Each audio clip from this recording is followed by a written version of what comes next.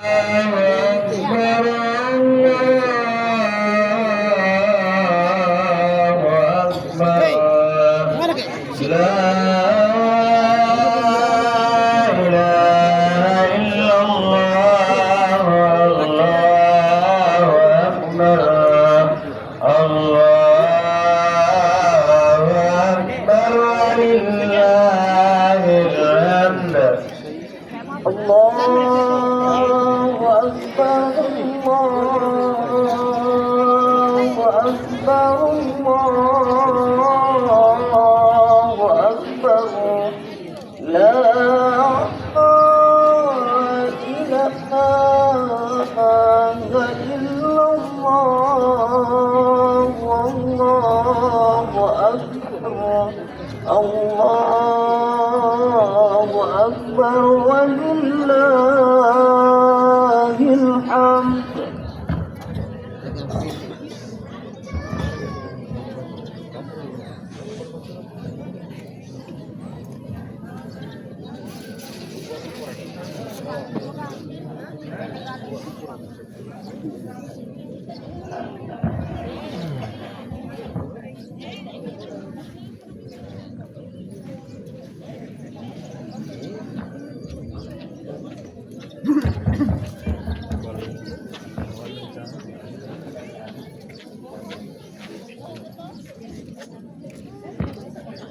Kaya itu kursi joya ke anu ke joya.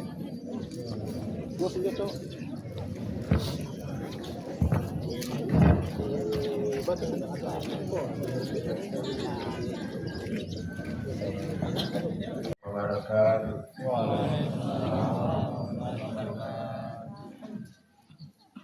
Allah Akbar, Allah Akbar, Allah Akbar, Allah Akbar, Allah Akbar, Allah Akbar, Allah Akbar, Allah Akbar, Allah Akbar, walillahil hamd. Allah Akbar kabira walhamdulillahi katsira wa subhanallahi bukratan wa asila. La ilaha illallah wahdahu sadaqa wa'dah wa nasara 'abdah wa astajundahu wa khatamal ahsaba wahdah. La ilaha illallah wa la na'budu illa iyyah mukhlisina lahuddin walau karihal kafirun. Alhamdulillahilladzi harrama siyam ayyamal a'yadi diyafatan li ibadis salihin. Asyhadu an la ilaha illallah wahdahu la syarika lah alladzi ja'ala al-jannata lil muttaqin. Wa asyhadu anna sayyidina wa maulana Muhammadan abduhu wa rasuluhu da'i ila siratil mustaqim. Allahumma salli wa sallim wa barik ala sayyidina Muhammadin wa ala alihi wa ashabihi wa man tabi'ahum bi ihsan ila yaumiddin. Amma ba'd. Fa ya ayyuhal mu'minun usiku wa nafsi bi taqwallah faqad fazal muttaqun. Wattaqullah haqqa tuqatih wa la tamutunna illa wa antum muslimun. Qala Allah Ta'ala wa litukmilul iddata wa litukabbirullaha ala ma hadakum wa la'allakum tashkurun. Sejak tadi malam telah berkumandang alunan suara takbir, tasbih, tahmid dan tahlil sebagai bentuk ungkapan rasa syukur kepada Allah Subhanahu wa taala atas kemenangan besar yang kita peroleh setelah menjalankan ibadah puasa Ramadan selama 1 bulan penuh. Sebagaimana firman Allah dalam Al-Qur'an surah Al-Baqarah ayat 185. Wa litukmilul iddata wa litukabbirullaha ala ma hadakum wa la'allakum tashkurun. Dan hendaklah kamu mencukupkan bilangannya, dan hendaklah kamu mengagungkan Allah atas petunjuknya yang diberikan kepadamu supaya kamu bersyukur. Rasulullah sallallahu alaihi wasallam bersabda, "Sayyinu a'yadakum bitakbir." Hiasilah hari rayamu dengan takbir. Takbir kita tanamkan ke dalam lubuk hati sebagai pengakuan atas kebesaran dan keagungan Allah Subhanahu wa taala, sedangkan selain Allah semuanya kecil semata. Kalimat tasbih dan tahmid kita tujukan untuk mensucikan Allah. Allahu Akbar, Allahu Akbar, Allahu Akbar. La ilaha illallah, wallahu akbar, Allahu akbar, walillahil hamd. Jamaah salat Idul Fitri yang dirahmati Allah, pada kesempatan kali ini mari kita juga terus menguatkan ketakwaan kita kepada Allah yang merupakan tujuan utama sekaligus buah dari perintah puasa di bulan suci Ramadan. Sehingga bisa dikatakan bahwa hari ini setelah kita melaksanakan ibadah puasa dengan iman dan kepasrahan diri kepada Allah, maka sikap-sikap ketakwaan sudah seharusnya bersemayam dalam diri kita. Sikap itu diantaranya adalah keteguhan hati untuk menjalankan segala perintah Allah dan menjauhi segala yang dilarang oleh Allah. Allah yang paling berhak atas segala apa yang terjadi di alam semesta, termasuk apapun yang terjadi pada diri kita. Kita adalah makhluknya yang lemah, yang tiada daya. Makhluk yang diciptakan dari tanah, yang proses penciptaannya memberikan pelajaran mendalam bagi kesadaran tentang siapa kita, di mana kita, dan akan kemana kita. Allah berfirman dalam Al-Quran surah Al-Mu'minun, وَلَقَدْ خَلَقْنَا الْإِنسَانَ مِنْ سُلَالَةٍ مِنْ طِينٍ. Sungguh kami telah menciptakan manusia dari saripati yang berasal dari tanah. Yang dilanjutkan, summa ja'alnahu nutfatan fi qararin makin. Selanjutnya Allah menjelaskan keagungan dan kekuasaannya, memproses terbentuknya jasad dan ruh kita. Summa halaqna nutfatan 'alaqatan wa halaqna al-'alaqata mudghatan wa halaqna al-mudghata idzaman fa kasawna al-idama lahman summa ansha'nahu khalqan akhar fatabarakallahu ahsanul khaliqin. Kemudian air mani itu kami jadikan sesuatu yang menggantung atau darah. Lalu sesuatu yang menggantung itu kami jadikan segumpal daging. Lalu segumpal daging itu kami jadikan tulang belulang. Lalu tulang belulang itu kami bungkus dengan daging. Kemudian kami menjadikannya makhluk yang berbentuk lain. Maha suci Allah, sebaik-baik pencipta. 3 ayat ini menyadarkan kita untuk kembali merenungkan betapa agungnya Allah dan betapa lemahnya kita. Jika kesadaran ini kita tanamkan dalam jiwa kita, maka bisa dipastikan kita akan senantiasa patuh dan takut karena cinta kepada Allah. Dari 3 ayat ini kita harus menyadari bahwa kita semua berasal dari Allah dan akan kembali kepadanya. Kita berawal dari kondisi yang lemah dan akan kembali menjadi lemah. Kita akan melewati sebuah siklus yang berasal dari tidak ada dan akan kembali kepada ketiadaan kembali. Allah berfirman, "Kaifa takfuruna billahi wa kuntum amwatan fa ahyakum, tsumma yumitukum, tsumma yuhyikum, tsumma ilaihi turja'un."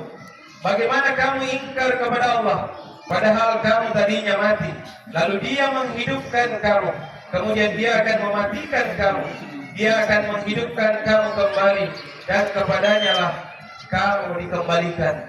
Takbir, tahmid dan tahlil yang kita kumandangkan dari lisan kita di hari fitri ini harus kita tancapkan juga dalam hati kita. Takbir yang membesarkan nama Allah harus serta-merta mengecilkan nafsu dan kesombongan kita. Takbir tanda kebahagiaan Idul Fitri harus serta-merta menjadi tanda perubahan untuk menjaga kesucian ini. Takbir di Idul Fitri ini harus tumbuh dari dalam hati untuk menjadi pujian terbaik bagi penguasa alam semesta. Mari kita renungkan kembali doa kita saat i'tidal salat yang setiap hari kita baca. Rabbana lakal hamdu mil'us samawati wa mil'ul ardi wa mil'u ma syi'ta min syai'in ba'du. Ya Allah, Tuhan kami, bagimu segala puji, sepenuh langit dan bumi dan sepenuh barang yang Engkau kehendaki sesudah itu. Doa ini menjadi sebuah pengakuan kita atas kebesaran Allah yang lebih besar kebesarannya dari bumi dan segala isinya. Doa ini sekaligus harus menyadarkan betapa kecilnya kita di hadapan Allah Karena itu jamaah salat Idul Fitri yang dirahmati Allah, mari jadikan Idul Fitri kali ini sebagai renungan suci akan kebesaran Allah, sekaligus tekad untuk menjaga kesucian diri. Setelah melalui kawah candra di muka, perjuangan dan pendidikan di bulan Ramadan, kita harus mampu menjadi pribadi yang paripurna. Setelah gemblengan puasa 1 bulan penuh, dalam puasa kita diajarkan menahan diri untuk tidak makan dan minum, sehingga setelah puasa jangan lagi kita memakan yang bukan hak kita. Dalam puasa kita terbiasa dengan bibir kering karena kehausan, mata kita sayu karena keletihan, dan perut kita kosong menahan lapar. Sehingga jangan sampai ke depan tangan kita kotor karena berbuat zalim kepada orang lain. Pada Ramadan kita bisa khusyuk dalam salat, sehingga jangan lagi setelah Ramadan kita juga khusyuk merampas hak orang lain. Pada Ramadan kita lihai membaca ayat-ayat Al-Quran, sehingga jangan sampai kita juga lihai menipu orang lain. Allahumma arinal haqqa haqqa warzuqna tiba'ah wa arinal batila batila warzuqna tinabah. Ya Allah, tampakkanlah kepadaku kebenaran sebagai kebenaran, dan buatkanlah aku untuk mengikutinya, serta tampakkanlah kepadaku kesalahan dan buatkanlah pula untuk menyingkirkannya. Mari jadikan Idul Fitri kali ini Idul Fitri kita yang terbaik, karena kita tidak akan tahu apakah kita akan bisa bertemu dengan Idul Fitri di masa yang akan datang atau tidak. Mari kita saling memaafkan dengan sesama atas segala dosa yang telah kita lakukan, untuk semakin menguatkan kesucian kita. Rasulullah bersabda dalam hadisnya,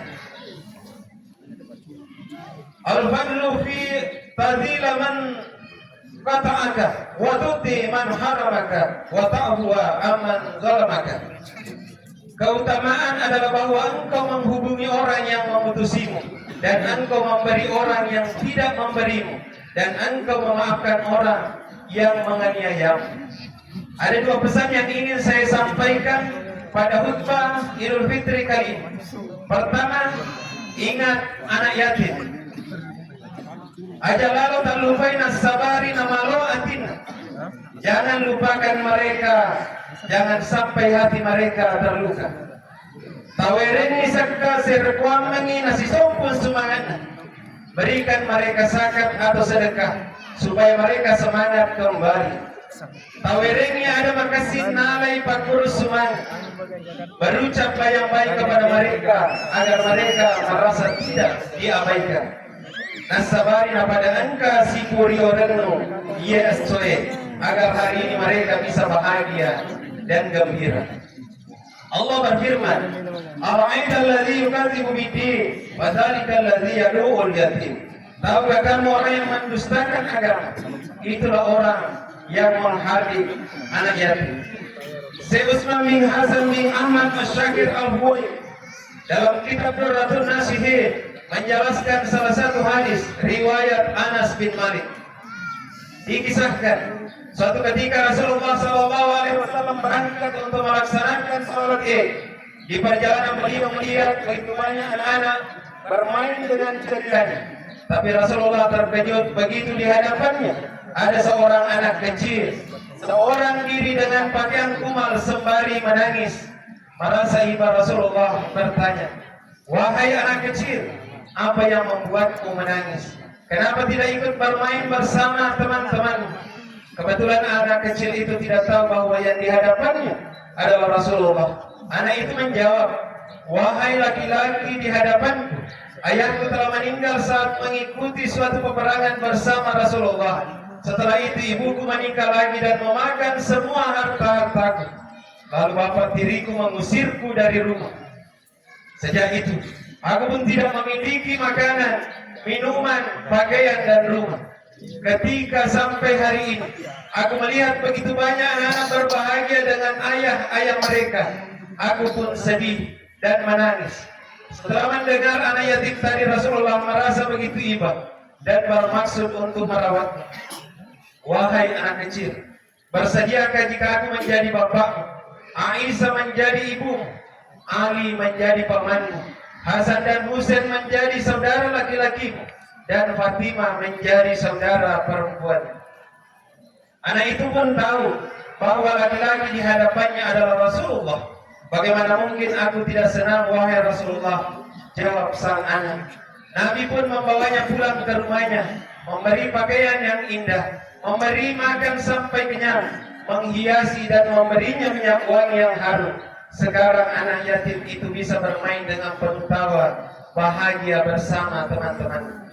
Dari kisah ini kita bisa menarik beberapa pelajaran. Yang pertama, momen Idul Fitri adalah momen bahagia.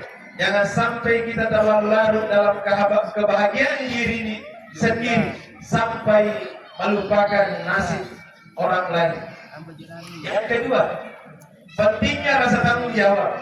Sebagai Nabi sekaligus kepala negara, Rasulullah memiliki rasa tanggung jawab penuh terhadap rakyat. Yang ketiga, anjuran mengasihi anak yatim. Apa yang dicontohkan Rasulullah merupakan dorongan bagi umatnya untuk selalu menyantuni dan mengasihi anak yatim. Pesan kedua yang ingin saya sampaikan pada khutbah Idul Fitri kali ini, yang kedua adalah Allah hendak mengangkat dan memuliakan derajat makhluknya yang Ia manfaatkan sebagai perantara. Siapa yang Allah ingin muliakan dalam hal ini? Tentu saja yang menjadi perantara lahirnya manusia adalah ayah dan ibu kita. Maka dari itu Allah berfirman dalam surah Al-Ankabut ayat 8, "Wasainal insana biwalidayhi husna." Dan kami wasiatkan kepada manusia untuk bergaul dengan kedua orang tuanya dengan baik. Allahu Akbar, Allahu Akbar, Allahu Akbar, walillahil hamd. Dengan perantaraan kedua orang tua itulah Allah menurunkan rahmatnya atau kasih sayangnya kepada kita. 9 bulan ibu mengandung kita penuh dengan kasih sayang dan doa. Meskipun kita dalam kandungan, ia bela demi keselamatan kita dengan harta dan tenaga, penuh dengan kepayahan untuk kelahiran kita. Inilah sebenarnya rahmat Allah yang dicurahkan kepada kita melalui ibu dan bapak kita. Maka Allah memperingatkan kita dengan firman-Nya dalam surah Luqman ayat 14. Wasainal insana biwalidayhi hamalathu ummuhu wahnan ala wahnin wa bisalu fi amaini anishkur li wa liwalidayhi ilaihal masir. Dan kami perintahkan manusia berbuat baik kepada kedua orang tuanya, di mana ibunya telah mengandung dalam keadaan lemah yang bertambah-tambah dan menyapinya dalam 2 tahun. Bersyukurlah kepadaku dan kepada kedua orang tua. Jadi tangis kelahiran kita disambut penuh sukacita oleh kedua orang tua kita. Ibu begitu sayang kepada kita. Kita disuapinya karena kita belum bisa makan sendiri. Ia bersihkan kotoran kita karena kita belum bisa bersuci sendiri. Ia selimuti kita agar kita tidak kedinginan.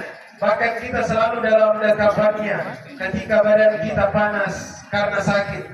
Ia pun ikut merintih sedih ketika kita merintih kesakitan.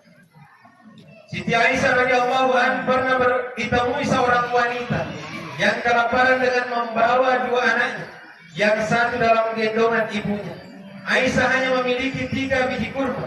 Kemudian dia berikan kurma tersebut kepada mereka. Oleh sang ibu, kurma itu dibagi kepada kedua anaknya, dan satu adalah bagian ibu itu sendiri.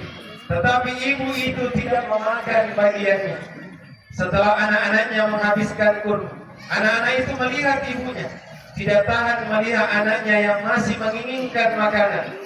Maka kurma bagiannya dibagikan kepada kedua anaknya. Si ibu memilih tidak memakan kurma sama sekali. Dari kisah tersebut memberikan gambaran kepada kita bahwa apapun akan orang tua korbankan demi kebahagiaan anaknya, maka di hari yang fitri ini adalah waktu yang tepat bagi kita untuk mengulurkan tangan dan bersimpu di hadapannya. Ciumlah tangan yang dulu lembut mempelai kita, namun sekarang sudah mulai keriput dimakan usia. Mohon maaf kepadanya, mohon keikhlasan dan doa restunya. Mari kita tancapkan dalam hati kita untuk jangan lagi menyakiti hati dan fisik mereka. Kita perlu sadar bahwa jasa dan perjuangan mereka tidak akan bisa kita balas dan bayar lunas.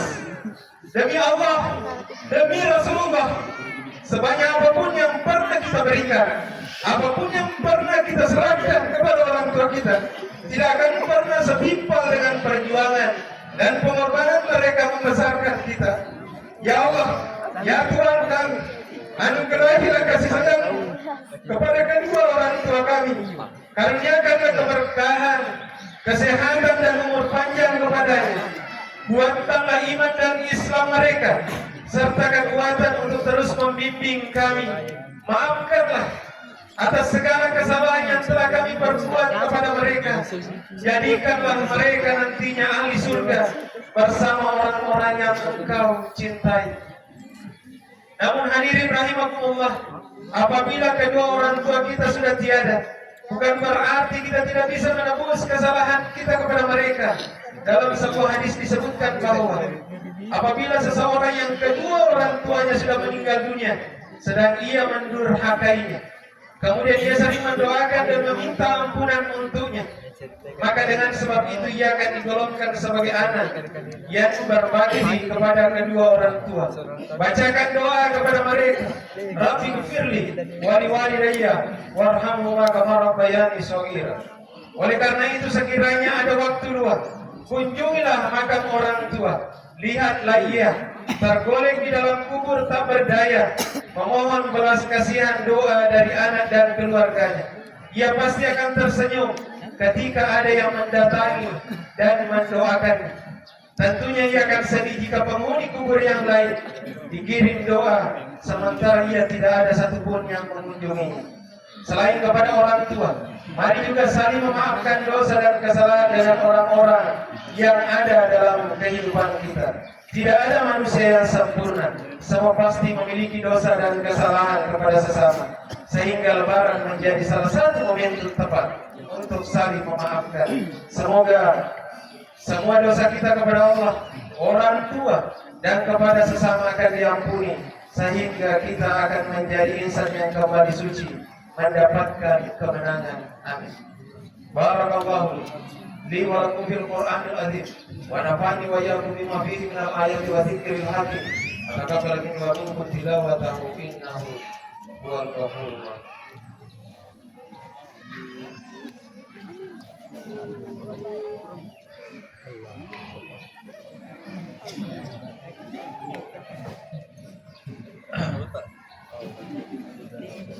Allahu Akbar, Allahu Akbar, Allahu Akbar, Allahu Akbar, Allahu Akbar, Allahu Akbar, Allahu Akbar kabira, walhamdulillahi katsira, wa subhanallahi bukratan wa asila, la ilaha illallah wallahu akbar, Allahu Akbar, walillahil hamd.